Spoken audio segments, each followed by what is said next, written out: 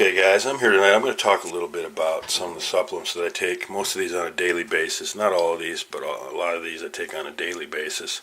When I go to the gym, it's a smaller gym, so you kind of talk to everybody that's there on occasion, off and on.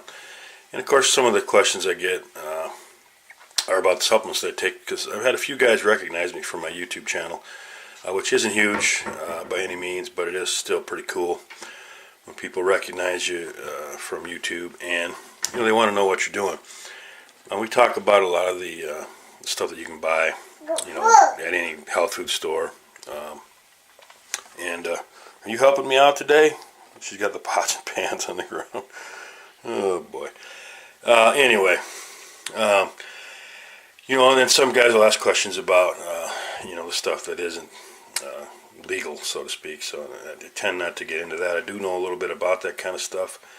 Experience with some guys that I used to work out with, etc. And personal experience way back in the day. But right now, I'm concentrating on what you can buy at any health food store pretty much. And so I've got some things that are staples. Of course, any bodybuilder, particularly natural bodybuilders, will start with probably the number one supplement everybody takes, and that's creatine. I just take straight up creatine monohydrate. There's all kinds of different versions of creatine. I'm not sure, or I work in the health food industry, and I'm not positive that all those other types actually have any more benefit. Although some guys are super sensitive to different types of creatine, so I certainly get it if you go after the micronized or the other types that don't cause, some of the side effects.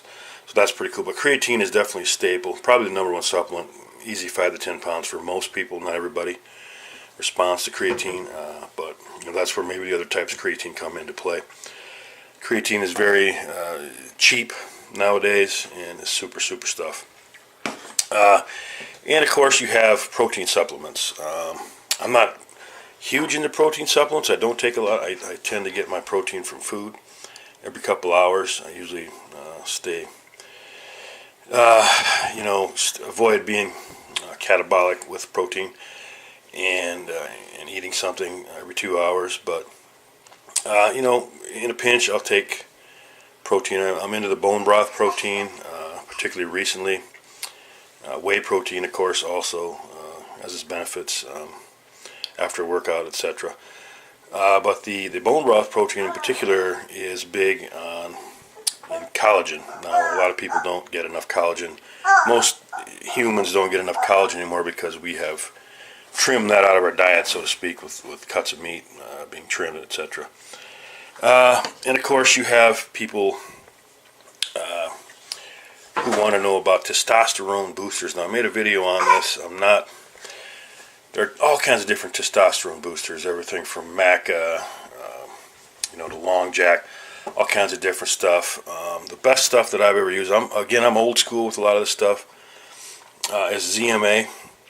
ZMA has done wonders for me in terms of, I can always tell when ZMA is working by quite simply my sex drive. So, and it's wonderful stuff. It's a combination of certain types of zinc and magnesium, and usually vitamin B6. Wonderful stuff, and it also helps you sleep very well. But I will also add other testosterone complexes. Usually they have a tribulus, like I said, a Long Jack. This one has Long Jack. I'm going to give this one a shot pretty soon. And again, everybody needs, a pre-workout. I don't take pre-workout. My pre-workout is coffee. Everything else just gets me too wired and shaky and nervous, etc. But for pre-workout, I like to use a nitric oxide booster. And lately I've been taking beetroot for the last couple of years. Beetroot, really, cyclists take it a lot. Endurance athletes like to take it for oxygen uptake, and of course the nitrates in it, nitric oxide release for the pump. And some of my other supplements, I've added betaine last couple of years. Betaine is a liver support. Also been studies done on betaine for lean muscle gain and strength and recovery. and most of them have been positive. So I had the betaine. I noticed that, especially on workout days, that gives me a little more energy. Along with the energy is the D-ribose I take on workout days only.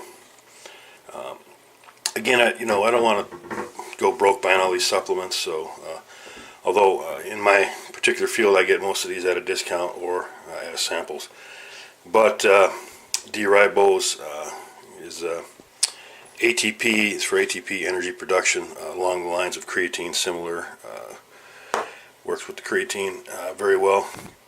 I've added chlorophyll last couple years.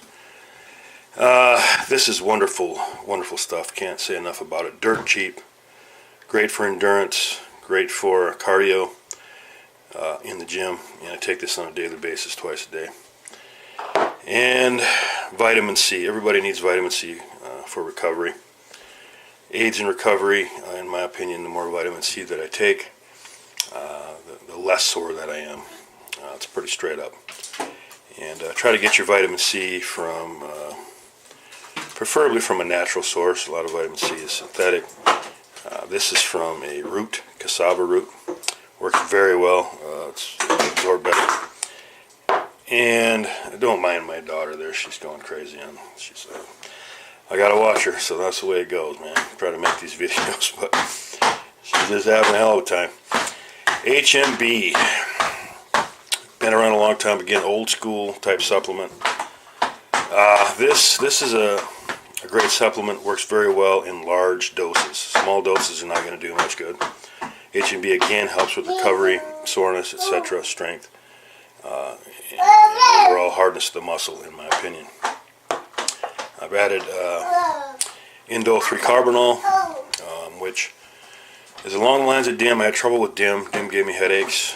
Indole 3-carbinol is ahead of DIM in the body's production. So when you ingest this, it converts it to DIM. So therefore, this works better for me. It does not give me the headaches that DIM did, and it seems to work just fine. Helps control any excess estrogen from testosterone. When I'm getting a little older, and of course you get more estrogen in your body at that point, and this helps to control that. And it's also very good for other things. It also has some anti-cancer properties, supposedly. And everybody should be taking a multi. I'm not 50, but I generally take a 50 plus because it is higher in certain nutrients that men need, essential, to help with control of prostate issues and that kind of thing. So lots of B vitamins, etc. And I take kelp, iodine, an iodine supplement. Most people are deficient in iodine, believe it or not. Thyroid issues can be traced to low iodine intake. Thyroid, of course, is for fat burning, and so it helps with that. And I do notice that when I take double the dose of iodine, my body temperature seems to be a little higher. Therefore, I know my thyroid is probably doing its job. Added hawthorn to control blood pressure as I get a little older. And when you're taking all these supplements, the blood pressure seems to get a little high. Hawthorn works wonders for blood pressure. You can look that up. And last but not least is an omega-3 supplement. This is good for everything. This is for overall well-being, not just bodybuilding. This is going to help everything from your brain to your muscles, actually, helping them recover and prevent soreness. And in your mind, again, like I said, in your eyes even, as you get, as you age, you get out of your 20s, even your eyesight tends to diminish. Omega helps with that. So those are my key supplements. Of course, I'm a bit old school. There's a lot of new stuff on the market, but I tend to stick with what I know has a following, has been around for a long time. So there you have it, just a few of my things. I'm sorry about the young girl screaming there. It's really tough to make videos, and having to keep my eye on her. So it is what it is, but I apologize for that. All right, guys, have a good night.